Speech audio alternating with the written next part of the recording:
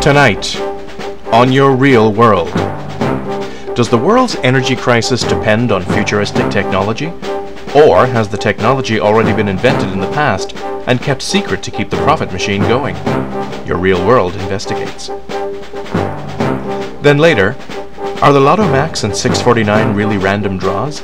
Or does the Lottery Corporation have the power to decide when the jackpots will be won? Your Real World makes the predictions so that you can decipher the truth. Good evening. Why is it that we need oil, gasoline, and fossil fuels to heat our homes, power our cars, and drive our economy? That's because nobody's told us about zero energy. It's been around for decades, but the government doesn't want you to know. At the turn of the last century, Nikola Tesla, the great inventor who gave us alternating current and the Tesla coil, stated, "Electric power is everywhere present in unlimited quantities. It can drive the world's machinery without the need of coal, oil, gas, or any other fuel. This new power for the driving of the world's machinery will be derived from the energy which operates the universe, the cosmic energy."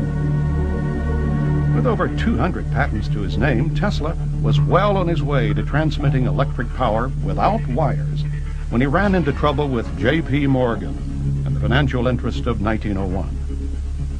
His ambitious Wardenclyffe project to magnify and transmit power to ships at sea and eventually to provide free electricity for the whole world was scuttled by Morgan, leaving Tesla penniless and disillusioned.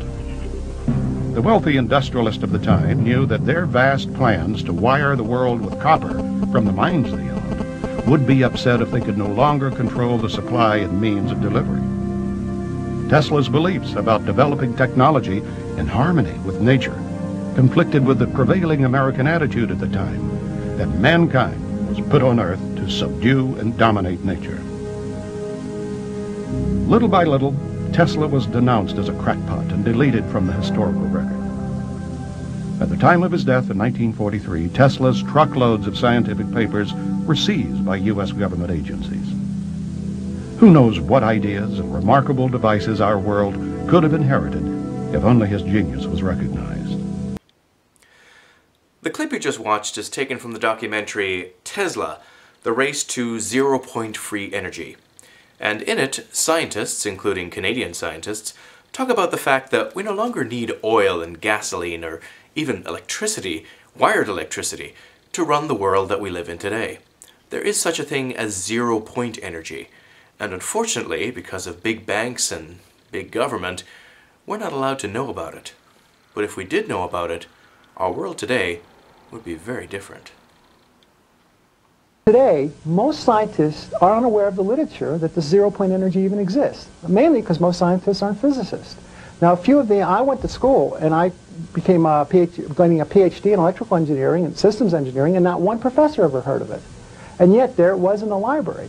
The force of inertia is known in mechanics, but until only recently, it had been considered too weak and difficult to harness for propulsion.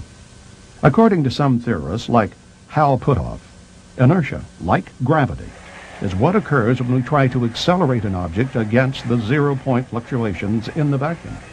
We run into resistance, literally. Canadian inventor Roy Thornton has developed an inertial impulse propulsion engine which overcomes that resistance using centrifugal force. It pushes against nothing and emits no exhaust, but it's been calculated to be 20 times more efficient than a jet engine. There are many power companies throughout the United States that are now on alert, and they're sending their representatives to coal fusion conferences. We meet them all the time. They give support. They really will be the vanguard of the new energy age. I believe that any utility company that does not get into this now is doomed, because frankly, when we have generators of electricity and heat that can stay in a home or a building, why would anyone want to be plugged into the grid, the wire grid, any longer? This would make no sense. People will argue against that, but I think the grid will disappear. And finally today, Lotto Max, 649, are they really random draws, or does the BC Lottery Corporation have control over when the jackpots will be won? Well, I seem to think that they have control, and I'm going to prove it. I'm going to predict when the lotto will not be won over the course of the next few weeks, and then I will predict when they will allow it to be won. I know, sounds a little strange, but I'm going to do it. Right now the Lotto Max is at 10 million, and I'm guessing it's not going to be won at this point in time. But we'll see what happens. I'll give you short updates in the weeks ahead and let you know what my predictions are. And when they come true, I'll explain to you why I know what I know. But as always on this show, I want you to do your own research, draw your own conclusions, and above all, open your eyes and your mind to what's happening in your real world. Good night.